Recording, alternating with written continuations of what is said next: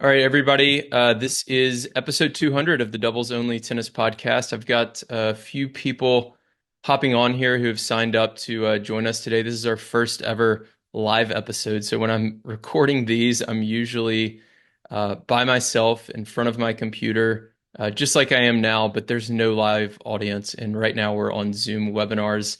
So if I mess up, there's no chance to re-record or anything like that. And you all get to ask me questions live, so I don't have any time to prepare for a lot of these, although some of you did send in some questions in advance, which is super helpful, and I'm going to get to all of those here shortly. Before I get to everything, first off, I just want to thank all the listeners for supporting the show over the last several years. 200 episodes is a lot. I think if when I started, if you had told me that we would get to 200 episodes, I may not have believed you. I might have thought that it would have been maybe a short-lived project or something like that. But we've continued to grow month over month, generally over the last several years. And all of you who email me and submit questions and attend things like this really help a lot. So thank you so much for listening and for sharing with your friends as well. One other way you can support is to leave a review on Apple Podcast or wherever you do listen to your podcast. It helps other people find the show. So thank you again. Nita says hello from Windsor, Vermont. Hey, Nita, how are you? Let's get to some questions. So if you are attending, you can either submit your question in the chat or there's a Q&A section at the bottom. That would be actually ideal because it'll be a little bit easier for me to navigate them there. So if you can submit your questions into the Q&A section at the bottom, I will answer those. So the first thing. The first place we're going to start is with a question that was submitted in advance. So this was from Liz, who it looks like is not on. Yeah, she's not on yet. So this will be recorded, and a lot of you are going to listen to this the next day or a few days later. But Liz, if you're listening, thank you for submitting your question. So Liz says, "Hi, Will. I'm fairly active at the net when I poach, but when I poach on slice returns or ground strokes, I find I often net my volley, whether I'm at the service line or closer to the net. What is the best way to overcome the backspin on the slice so that my volley will go over the net?" So, Liz, this is something I see all the time, not only at the club level, I see it at the pro level as well. Some players don't kind of get over this, um, don't counteract the spin. So, what Liz is talking about is when the opponent hits a slice shot, so it has backspin, you hit a volley and you dump it in the net. And the reason for that, if you think about the spin of the ball when it's coming at you, it's going to hit your strings and it's going to go down because of the spin. So you have to counteract that spin. And the easiest way to do that is open up your racket face more and aim longer. So with all of, when I see players make a mistake like this, I'll usually have to give them a few different sets of instructions until I figure out which one lands best for them. So for some players, I might say, open up your racket face, and then they'll immediately get it. But some players, that doesn't work. So then I have to try something else. Okay, miss the next volley long intentionally. Try to hit the fence with it. And then from there, you can find that middle ground. So if you listen to an episode, it was a couple episodes ago, I believe, where I talked about practicing at the extremes, or this might have even been a newsletter that I sent out. I talked about how to practice at the extremes of what you're trying to do. So if you want your volley to, say, land at the service line, first try to get one to hit the bottom of the net, and then try to get one to hit the back fence, and then kind of rein it in from there, because you've got to get a feel for both of those extremes to get that middle ground that you're looking for, that you really need. So, Liz, my advice to you would be try to open up your strings more. If that doesn't help, try aiming higher. If that doesn't help, try aiming long. All of those things should help you. One other thing that you might have to do is swing a bit more aggressively. One thing I do when I see that it's a slice shot is I actually will carve, I'll open up my strings more, but I'll also carve under the ball a little bit harder to help remove the slice, remove the spin from the incoming ball. So I'm kind of counteracting that spin by swinging a little bit harder. Another piece of advice that might help is if the ball is moving high over the net and it's slow and it has a lot of spin, move forward and take it as close to the net as possible because then you're a lot less likely to miss it in the net. If you're hitting that ball from closer to the service line, the net's a lot easier to find than if you're only 2 feet from the net. So some combination of all of that stuff should help you out with that. Let's take a look at some listener questions. All right, so this one is from Amanda. Amanda asked, I'm a really aggressive net player thanks to you and your teaching. Thank you, Amanda, for the credit. I find I get a lot of balls in the first set, but by the second set, it seems like the other team is doing everything they can to avoid hitting it anywhere near me. Have you experienced this before? Any advice or tips? So, yes, I've experienced this before. For me, it's usually when they lob over my head. So this happens a lot, not a lot, but with smart returners. When my partner is serving, as the server's partner, I will be really aggressive at the net and I'll play very close to the net. And a smart returner will start to lob me. And sometimes it does happen late first set, second set. So what I will do in that case is I'll start to poach towards the middle really early, and then I'll actually take a few steps back, anticipating the lob, and I'll move back for the overhead. Now, this is going to depend on how comfortable you are with that type of shot, depend on your skill level, all of these different things. If they're avoiding you um, out wide in the alleys, then it's likely maybe you're moving on the wrong ball or your partner's setting them up with an easy shot to be able to avoid you. The lob and a driven ball are going to be two different things in this scenario. So if they're lobbing you, you've got to figure out the best combination with you and your partner. If you're the better net player, you stay up at the net, and your partner, you have to work with your partner and tell them, this player is really good at lobbing with their forehand. Why don't you try lobbing them over to the ad court and get them on their backhand side? And maybe those backhand lobs will land a little bit shorter, or try to bring the opponent to the net. So if it's the lob, you have to kind of work your way through that process to figure out what's going to work best against that team. Now, if it's that they're driving the ball, they're keeping the ball low, but you just can't get to it because they're hitting around you, then your partner's probably hitting the ball either a little bit too short or giving the opponent too big of an angle. So if your partner brings them way out wide in the deuce court and it's a short ball, a lot of players like that running forehand and they can go down the line with it. They can go with a sharp angle and it doesn't allow you to be very active at the net. So if your partner can try to play the ball through the middle and play the ball with depth as much as possible, then that's going to make it very difficult for the opponents uh, to hit around you. Another thing to keep in mind is if you are poaching and they're starting to beat you down the line without missing on a consistent basis, keep the fake in mind as well. Definitely use the fake if they're starting to take that bait and start to go down the line. The fake is a great play.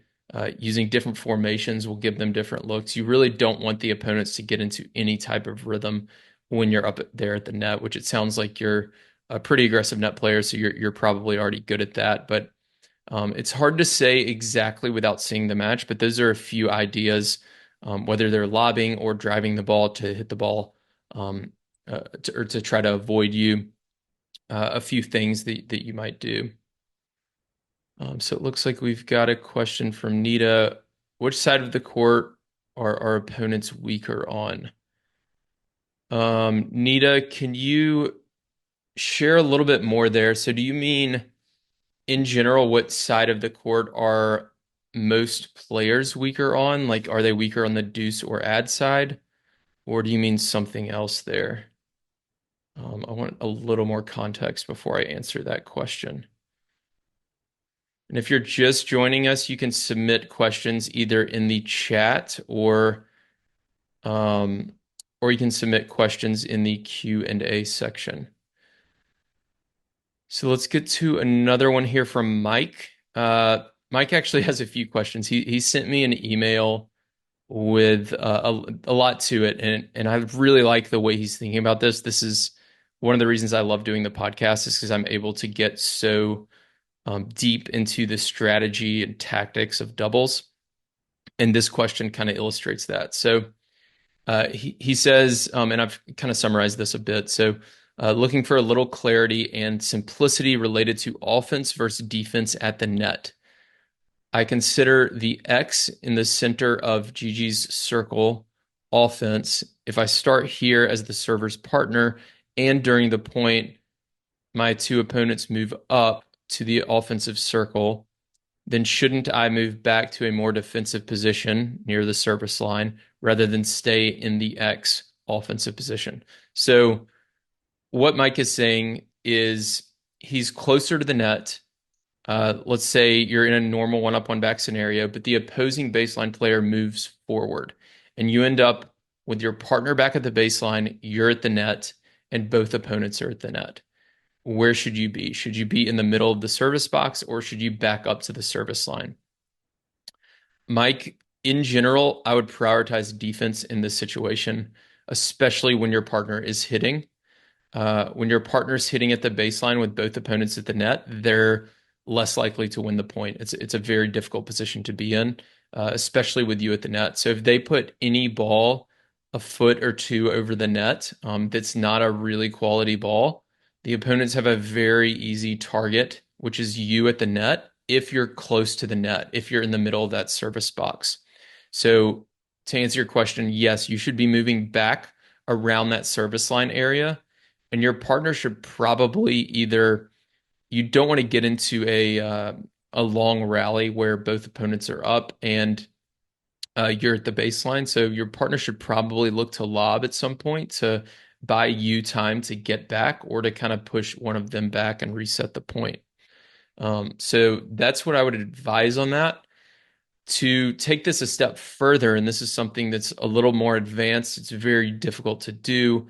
I still have to remind myself to do it, is when you're up at the net and you're in the normal one up, one back scenario, uh, you want to have your eyes forward at all times, and you'll be able to recognize when that opponent moves forward from the baseline. You'll be able to recognize that earlier if your eyes are forward, and you'll be able to shift backwards earlier, and you'll be in a much better position. So what a lot of players do, especially at the club level and even at the pro level, I see this. I mean, it's a lot. It's not like 10% of pro players do it. I would guess it's more than that. They're following the ball when they're the net player. So they're looking back to see where the ball is going to be and where their partner is going to hit their shot from. And while they're looking backwards, the opposing baseline player is moving forward. And then all of a sudden, your eyes go back forward, and that opposing baseline player is forward at the net, and you're out of position because you never saw them coming. So you've really got to keep your eyes forward when you're the net player and be moving according to the body language, the movement, and the positioning of both opponents while you're at the net.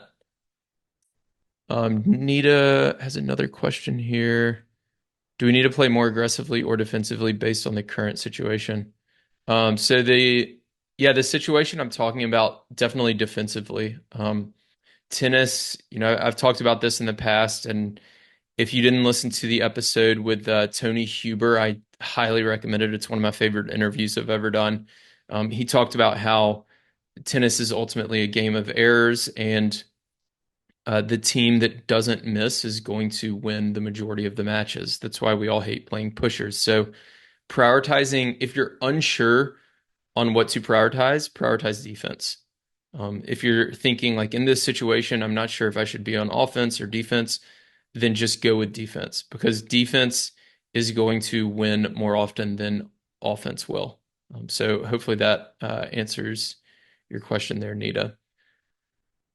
If you're just joining us again, you can submit questions in the Q&A. It should be at the bottom of your screen. I'm not sure if it's working because I don't have any questions through there so far, but there are a few through the chat, so I'm going to keep answering these for now.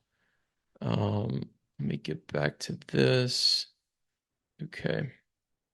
So another question from Mike in his email was, I find myself often moving backward when I'm at the net during a point rather than moving forward. So, okay, so that ties in with what I was talking about earlier. But one thing I wanted to highlight is he put in parentheses, I wish I knew why and could record the points. You can record your points. There's a fence mount. I'll actually link to it in the show notes. I've got one here next to me. If you can see that, if you're watching the video, that this fence mount mounts on the back fence, and then it's got a little magnet thing that you can use to put your phone up, and you can record the points for a pretty reasonable price. I don't remember how much this is exactly, but it's not one of those $200 fence mounts. I think it's pretty cheap, so I'll link to that in the show notes. But if you're unsure about what you're doing, recording and watching yourself is a um, fantastic way to improve and to you're gonna see things that you didn't know that you had about your game. So definitely try to record your matches when you can. All right, so we've got Bill, Carlo, Kathy, Jeannie, Joe. So if y'all can comment in the chat, just let me know that you can hear me and submit any questions that you have. Let us know also where you're calling in from, and your skill level as well. Would love to know who all is joining us here tonight. So let's get into this next question from Brian. Carlo said loud and clear. Awesome, Carlo. Thank you. So Brian asks, what do you think are the most important skills for good volleys in doubles? Is it different than singles volley technique? Kathy said the sound is very low. Does anybody else? Okay, Bill says he's hearing me fine. Baton Rouge 3-0. Big LSU fan, Bill. Shout out to the Tigers. Hopefully they do well this weekend. So volley technique, it is different in doubles than singles. So in singles, you have a lot more transition volleys. In singles, you're generally not closing the net as hard because you have to account for the lob. In doubles, you can close the net harder because you have a partner who can cover the lob for you. In doubles, you have the server's partner, which is, I recently did that 3-part video series on the most important volley in doubles, and it's the first volley after the serve. So when you're the server's partner, picking off that return and being able to put that away. And you generally want to be very close to the net in that situation. That's a volley you just don't see in singles. You cannot, when you serve and volley in singles, you're taking that first volley around the service line at best. You do not have a chance to get that close to the net for a volley a lot of times. So they are definitely different volleys. The most important skills for good volleys in doubles, I would say probably reaction time is important. There's a lot of different skills involved here.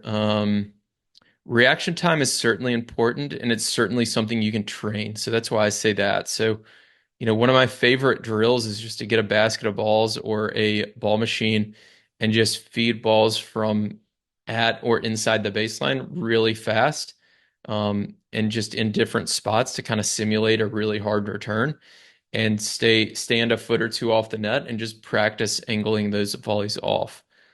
So definitely reaction time is one. Footwork's really important. If you don't get in the right position with your feet, your reactions aren't going to matter that much. You're probably going to be mishitting a lot of the balls. You're probably going to get hit a lot if you're close to the net. So Yeah, I think it's a combination of all of these different factors. One thing that a lot of players do is they take too big of a swing on their volleys. So keeping your racket out in front is something I'm sure you've heard a lot of coaches talk about.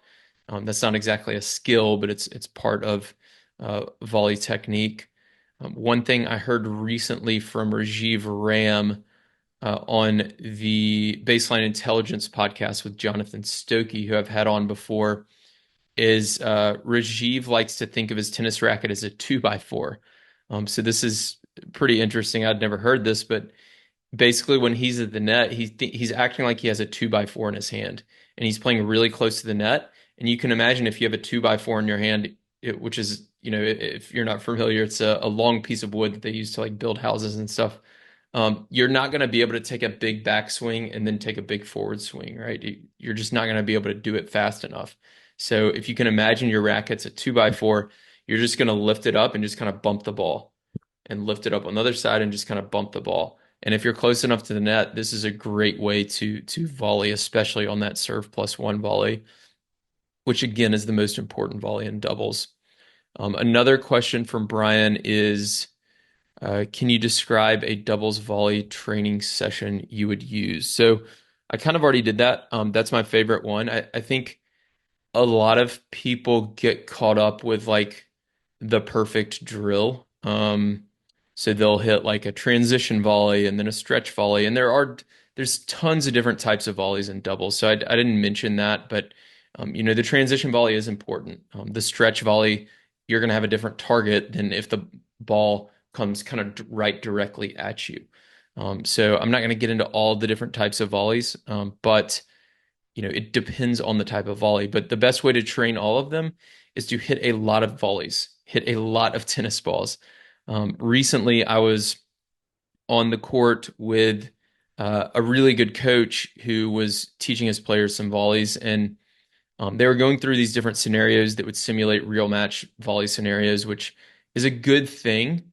But you don't want to do that at the expense of hitting enough volleys. So if you're going through this volley drill, but you're only getting to hit three volleys every minute, well, that's probably not going to be quite as valuable as if you can just stand there in the middle of the court and just practice hitting a lot of volleys, a lot of angle volleys, and have somebody feed at you. So, I don't have any specific like volley training drills that I would do. It's more about developing the skill of that quick reaction and feeling the ball come off your strings at a sharp angle to angle the ball off the court.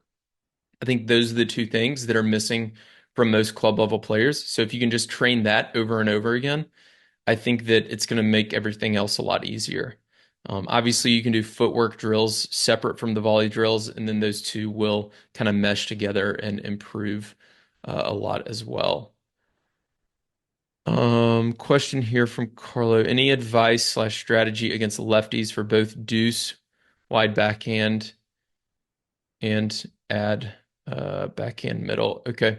So yeah, in general, if the lefty's playing in the deuce court, the lefty is going to be probably pretty comfortable. And this is true of righties in the ad court too. The lefty in the deuce court is generally pretty comfortable with their backhand cross. So try to make them hit a backhand down the line. You can use I formation to do that and serve out wide. You can use Australian formation to do that and serve out wide. You can use regular formation to do that and serve out wide and call it poach and poach really early to force them down the line. Or if your partner is good at the net, just have them call a poach and just go pick off the cross court ball.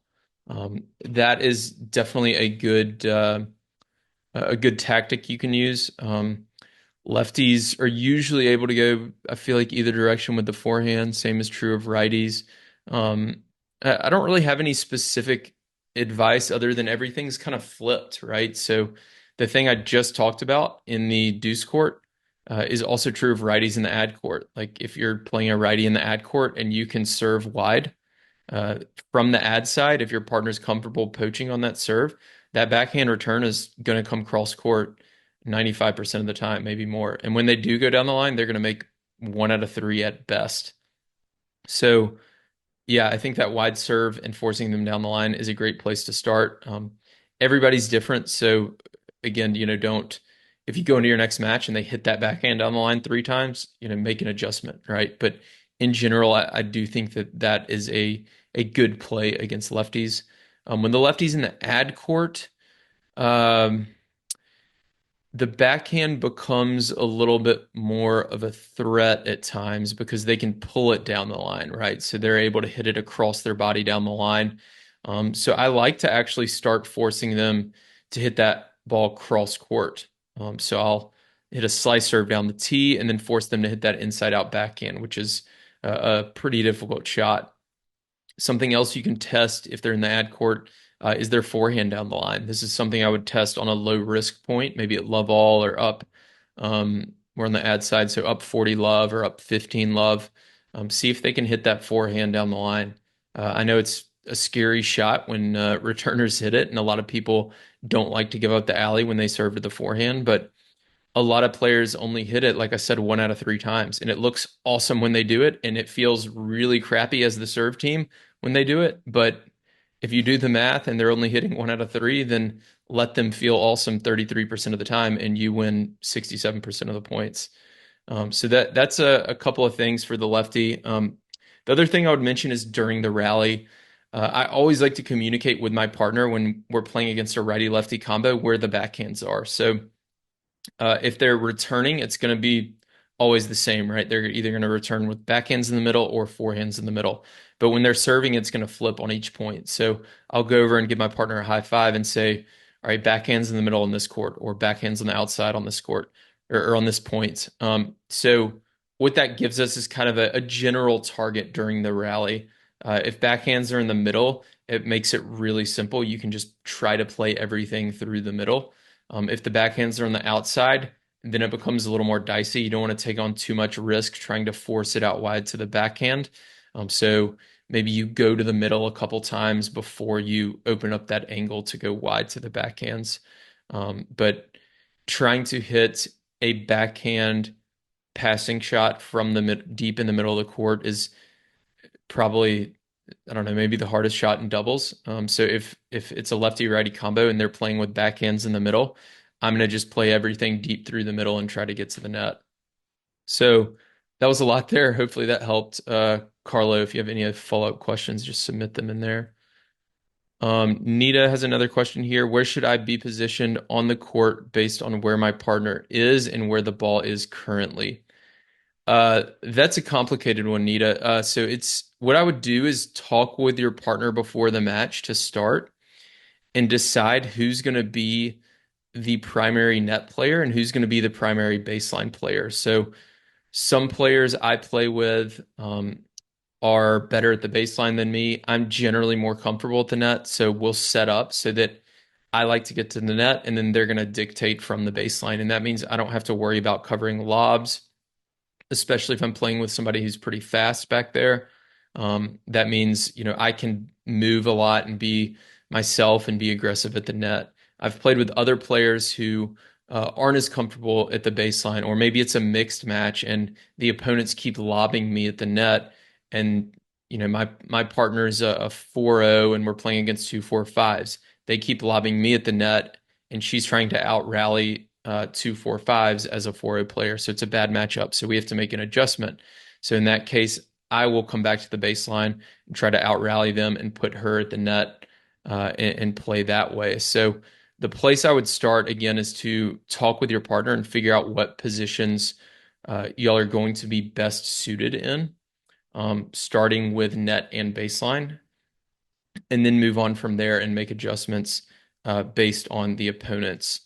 As far as where the ball is, you generally want to follow the ball within your service box when you're at the net. So if you can imagine, this is always kind of hard to describe, but if you can imagine the service box is the actual tennis court.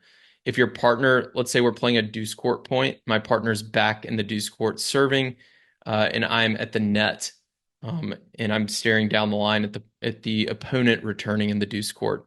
So if they're having a cross court rally, when my partner's hitting behind me to the right, I should be in the back part of the service box.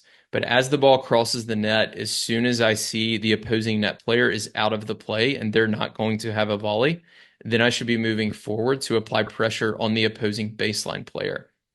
And how much pressure you apply, how aggressive you are, is going to depend on a lot of different factors. So hopefully that answers your question. I've got more in my net play strategy masterclass, which you can check out if you want to. Uh, if you want a link to that, you can email me and I will send you a link to it. Um, I've got a lot of points in there. It's hard to describe without showing the points, but hopefully that helps. Carlo, thank you for the answer. My previous question, very helpful. Another question, which side should be the stronger player when receiving in mixed doubles? Yeah, there's a lot of myths on this. I've done a few YouTube videos on uh, choosing return sides. In general, I like to play with strengths in the middle. So with the lefty righty combo, forehands in the middle is typically best. If one player likes their backhand more, a lot of players who like their backhand play on the ad side because they think that that's the backhand side. And I'm doing air quotes for people who are just listening. But if you can hit a forehand return and you like your backhand ground stroke better, because ground stroke and return are not the same thing, I actually might prefer you play from the deuce side because I want your strength in the middle. This, there's so many different factors to take into account here. Another thing you want to consider is how quick you are, right? So I hate my backhand ground stroke. My backhand return's fine. So I can hit a backhand return from the ad court, and I usually do play the ad court, uh, which is fine. So I'll hit my backhand return cross court, and then we're into the rally. But I'm quick enough to be able to run around my backhand ground stroke against most players. So I can just hit run around forehands the whole time, and it's no issue. And I have my strength in the middle. And then when I get to the net, my forehand volleys in the middle, which for a lot of players is a little more comfortable. For me, I don't mind either one. So what I would think about, Carlo, to kind of recap is go back to what I mentioned in the previous question from Nita. So talk with your partner, figure out which of you is going to be kind of the dominant net player and which of you is going to be the dominant baseline player. And then figure out, okay, are we better off with you at the net in the deuce court and me rallying from the ad court or vice versa? And based on that, you can set up your positioning uh, in the proper way. So for me, for example, with most players, I like to be at the net in the ad court with them rallying in the deuce court. So that means when I return, a lot of times I will have my partner play two back with me while I return. I'm going to hit my return and then I'm going to get to the net. And then we're forcing a cross court or I'm sorry, a down the line rally because this is an ad court point. But my partner is back at the baseline dictating from there. And then I'm at the net being really aggressive, poaching and faking and just creating a lot of chaos and uncertainty in the mind of the opposing baseline player. So that's one return formation you can use to kind of get into your ideal positions. And you can choose your return sides based on that. I've had a lot of players I play with who just absolutely don't have a backhand volley and that means I have to win my return points um, basically on my own because they can't help me at the net. So I'll pull them back to the baseline. Or maybe in that case, I would switch to the deuce court in the next set if it's something that I learned in the first set so that I can get their forehand volley in the middle, which will help me on my return points a little bit more. So if you can think about the court as kind of that matrix like that, where you've got deuce, ad, net, baseline, figure out your ideal positions to be in, and then you can choose which player returns on which side. I don't buy into the idea that the stronger player should play on the ad side or the stronger player should play on the deuce side. If you're playing a game with ad, most return points are going to be on the deuce side because if you over the course of a set, that is. So if you end a game at 40-15 or 15-40, you ended with three return points on the deuce side, or 3 points on the deuce side and 2 points on the ad side. And then the very next game that the opponents serve again, we're going back to the deuce side. So then all of a sudden we've got four deuce court returns, and we're still sitting at 2 ad court returns. So the ad court never catches up in a normal with ad set. So, that's something else to think about. Do you want your stronger player getting more looks at the return? So another question from Jeannie or Jean. I'm sorry if I'm mispronouncing that. I've heard to volley with the edge of the racket leading. Could you explain? Um, hmm. That's not something I teach, and I would say if if it works for you, great. If it's not working for you, try something else. There are a lot of phrases and coaches who will say the same thing over and over again. You have to volley with the edge of your racket leading, would be one of those. You're not watching the ball. If they keep telling you that over and over again and you can't figure it out, then they should try different advice because it's not working for you. So, um, I think that a lot of coaches say that because you do need your strings a bit open. So if you can see my hand here, like if this is the racket, um, and I'm volleying this way, my strings have to be open. So for my strings to be slightly open, the bottom edge of the racket has to be in front of the top edge on a vertical plane. So I think that's probably why people say that. But if you freeze a good volley on contact, the racket is almost vertical. A lot of people think, and this is a mistake a lot of club players make with their volleys. A lot of people think that on good volleys, you're kind of going under the ball, but that's not actually what's happening. If you freeze it on contact, the racket face is almost vertical. It might be slightly open, but then the finish is a lot more open. So you actually don't want to lead with that bottom edge too much because then you're going to chop under the ball and you're not going to hit the ball cleanly. Um, and you're going to float a lot of your volleys and you're also going to miss a lot of your volleys. So, and when you watch some players like Jamie Murray, who has he's Andy Murray's brother, he has multiple Grand Slam titles. He hits topspin volleys at the net sometimes with his forehand volley.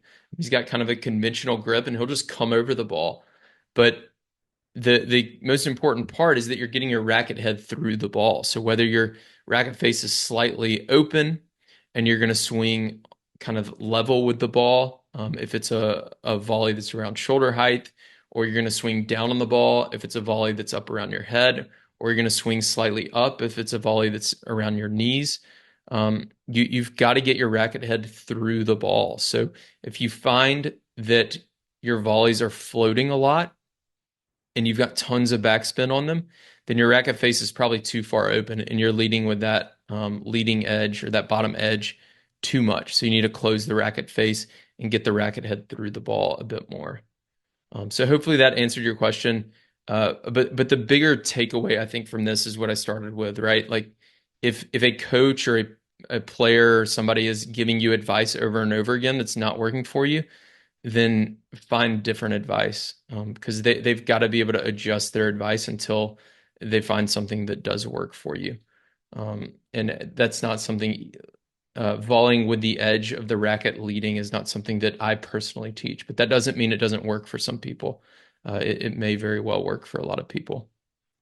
All right, we've got several people still on. Any other questions? It looks like we went through the Q&A. Does anybody else have any questions before we hop off here? Okay, Carlo, speed round Q&A of my favorite strings, racket, shoes, accessories. Sure. So my favorite strings, right now I am playing with, I've actually got my racket back here. I am playing with the a soft poly. Um, Hold on one second. Let me look up the one I've been using recently.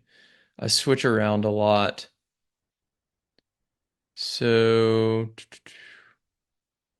tennis strings. So I order a lot of different strings from Tennis Warehouse. and I switch around a lot. So I've recently been using the Luxilon Element is a good soft poly. I would say my go-to is Hyper G, and I use the soft version of that as well. But recently I actually just bought some Prince synthetic gut, and I'm gonna do a hybrid with a soft poly and then the Prince synthetic gut just to find a little bit more comfort. I've had a little bit of elbow issues the past several years, and I'm gonna try to find a little more comfort there. Racquet, the Headspeed Pro, I recently switched back to. For a little while, I switched to the Yonex V-Core 98, and then I started getting frustrated with it because I couldn't make a return. So I'm back on the Headspeed Pro. I find that I am able to hit really good returns with that one. Shoes, I've been wearing K-Swiss shoes actually recently. I like them a lot. Another pair I like a lot is um, the Prince T. I forget the names of all these because I'm not. I haven't been reviewing gear as much because we hired somebody to review gear for us. So the K-Swiss shoes are the Hypercourt, or no, the Ultra Shot 3. That's what they are. So I like those a lot. Those are super comfortable. And the Prince shoes are like the T190 or something like that. Um, they're all black shoes that T22.5. That's what they are. Those are two of my favorites. It's a pretty reasonable priced shoe, the Prince one. And then accessories. I'm not too picky with dampeners. I don't use lead tape. It's probably something I should start doing, but I'm not big into like the customization and tinkering with my rackets other than trying out different strings. Um, so yeah, so there's not a lot of accessories I use other than I do use the functional tennis saber, which I've talked about on the podcast. I recently had Fabio on who talked about that. It's, without a doubt, I think the best training aid you can have. So for those of you who are struggling with your volleys, buy one of those and volley with it for a week, and I guarantee your volleys are going to get better. It is a really, really good training aid. Um, and then other than that, I just use targets and sometimes a ball machine. So that's about it. What's my favorite tournament? Uh, I'm gonna go to Australia again in 2025. I've only been once. I went in 2020. It was probably my favorite tournament, but I've only been once, so it's hard to compare. In the States, I've been to a lot of more tournaments more often. Indian Wells is hard to beat for me. It really is tennis paradise. It is, yeah, it's just nonstop tennis. It's beautiful. It's always sunny, or pretty much always sunny. They do have some rain delays, I suppose, but yeah, it's great out at Indian Wells. There's not a whole lot else to do unless you're into like hiking and stuff like that, but it is really, really awesome out there, and the doubles crowds are amazing out there too, which I really enjoy a lot. Um, Thank you, Jeannie. Yeah, thank you. This was great, Jeannie. Thank you for that. How much difference does the tennis racket make at the 3-0 level? Probably not a lot. I would say like if you're playing with a racket that hasn't been restrung in like 3 or 4 years, like that's gonna make a difference no matter what level you're at. So as long as you have a solid racket that's been recently restrung, and I don't even think the string type matters a whole lot, then I think you should be okay. I don't think the tennis racket matters a lot. I talked with Pete Freeman actually talked with him last week, and he's going to be coming on our podcast soon. But a few months ago, I was on his YouTube channel. We did a YouTube live, and he talked about being able to win matches with only using the continental grip. And at the 3-0 level, I think you can do that. So you don't have to, if you're using a continental grip and just kind of guiding the ball everywhere, you don't really have to worry about your racket too much. Just find something that's reasonable with control. Now, that's not something that's something that does have kind of a ceiling, right? If you're using the continental grip 100% of the time, um, you probably won't be able to get much higher than maybe a 4-0 level. But but it's something you can do if your goal is 3-5 or even 4-0.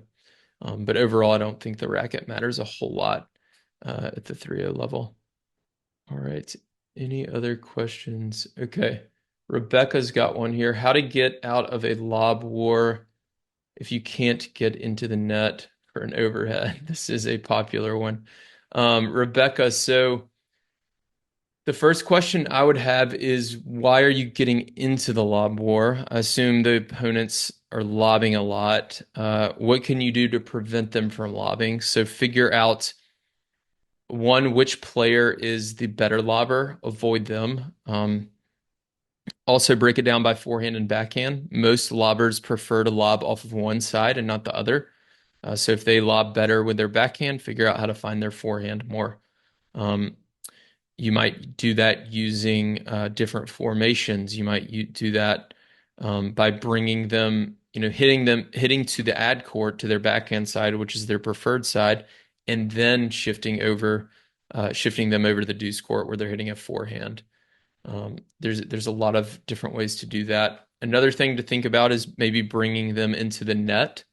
Um, Another thing I'll mention is lob wars are not necessarily bad if you're winning them, but if you are losing them, then obviously you have to find a different way to play. You can play two back on your serve if your stronger player is at the net and they keep getting lobbed. I mentioned that earlier as a tactic that I will do sometimes if I keep getting lobbed. Um, practice your practice two different things. One is your overheads. People don't practice their overheads enough. I was actually working with some pretty high level players a few weeks ago, and they were hitting some overheads. And something I noticed is a lot of their overheads, especially from around the service line area, which is where some of the short lobs will land and where you'll have an opportunity to hit an overhead from. A lot of their overheads were landing in the service box or maybe on the service line.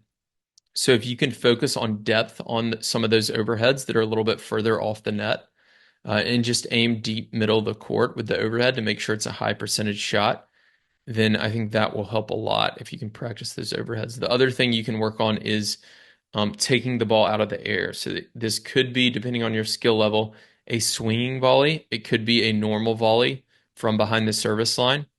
But taking the ball out of the air is going to take time away from the lobber so that they don't have time to recover and reset. The reason lobbers lob is because they want a lot of time to reset. That's one of the reasons they lob. So they play way behind the baseline. They hit the ball really high over the net, and they've got all the time in the world to kind of get back into position, no matter where they were before. So taking time away from them is a great tactic as well. So you have to try a combination of all of this stuff, and it's going to depend on the opponent. Some opponents, you'll be able to bring them to the net and you'll be able to beat them. Some opponents, you'll be able to hit to their forehand more often and their lobs start landing shorter and you'll be able to hit more overheads. So it's going to depend on the opponent, but those are a few ideas. The last thing I'll say is you do have to be patient. The way they win is by you missing. So it's okay to lob with them for a few balls until you get the right one to start to be a little bit more offensive on. But you do have to be super patient and not get frustrated too quickly. All right. Any other questions before we hop off?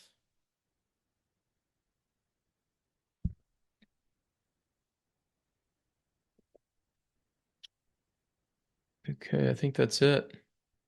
Awesome, y'all. Well, thank you again for joining me. For everybody listening, I'm going to include links to some of the stuff I mentioned in the show notes. Thank you for those of you who submitted a question in advance. And I will, again, if you can leave a review on Apple Podcasts or wherever you listen to your podcast, that would be super helpful. The most helpful thing y'all can do is really just to share this stuff with your audience or with your doubles friends. I'm kind of running out of breath here, aren't I? Share with your doubles friends, share with your tennis teammates, your league teammates, things like that. It really helps grow the community. And leave a review if you can. So Thank you again, and I will talk to you all next week.